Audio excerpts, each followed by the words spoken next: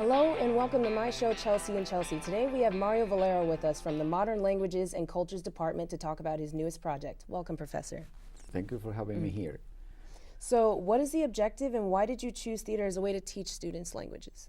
Yes, our project is to promote the acquisition of languages, the studied languages, through the production of theater in all its dimensions, acting, but also creative writing, set design, costume design, and take advantage of the wonderful creative students that we have at FIT. And we want to do that because we think that theater it will be a great idea, a great way to acquire a language in a more relaxed and creative environment that will be very enticing to our students.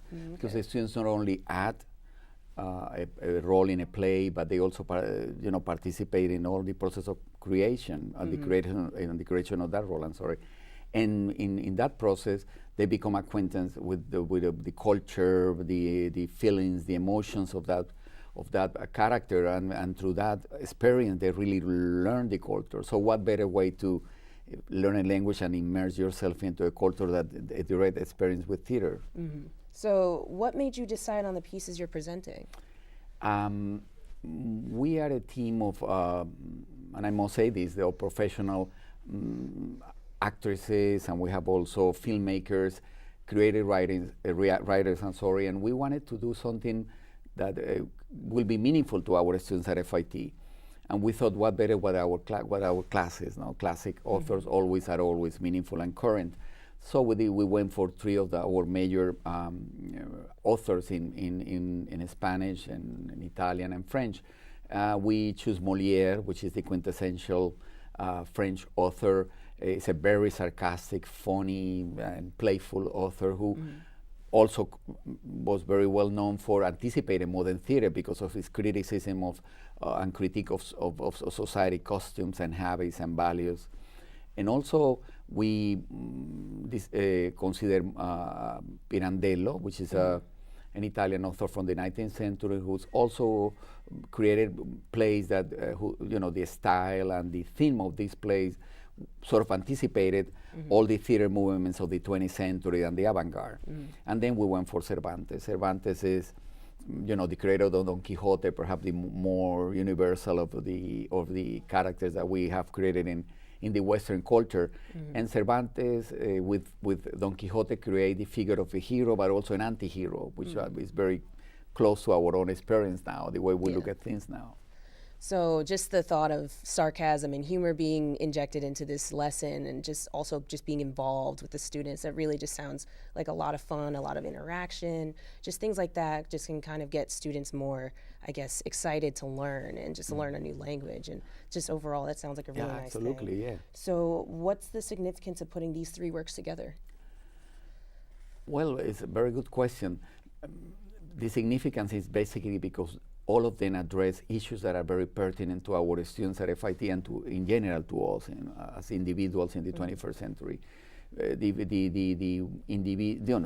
freedom, fundamental freedom of the individual, the right to express our free will, make our own decisions, to question and criticize any form of authoritarian power, of imposition in us, whether religious or political or bureaucratic power.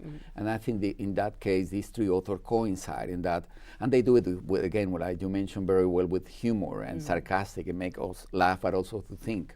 And I think that's very, very important. Yeah, that kind of almost softens the message, so it makes it so that people can not only understand what's going on, but they can relate to it in a more modern kind of context. So students can kind of just relate overall to the content that you're teaching while also learning a language. Absolutely. So can you expand on the importance of these three pieces together for a contemporary audience like at FIT? Yes, we decided for three pieces that are, again, very significant with the topics we have talking about. We choose a piece from Pirandello, La Morsa, which is translated roughly into English as the trap. And it's a very old topic that Pirandello chooses, the topic of what they call the fallen woman. The woman had made a mistake, and in this case, within a love relationship. So Pirandello used this excuse of exploring the complexities of love relations to expose how unfair we can be in the treatment, for instance, of women under certain values and conditions. And also, in the case of Cervantes, we choose a passage from Don Quixote that also addresses that issue that I think is very pertinent nowadays, which is the right of women to conduct their own life regardless of any gender imposition or any social or sort of power imposition upon them. And that's a wonderful passage in that sense, because the character claims her freedom and the right to do and to confront life the best way she thinks is correct.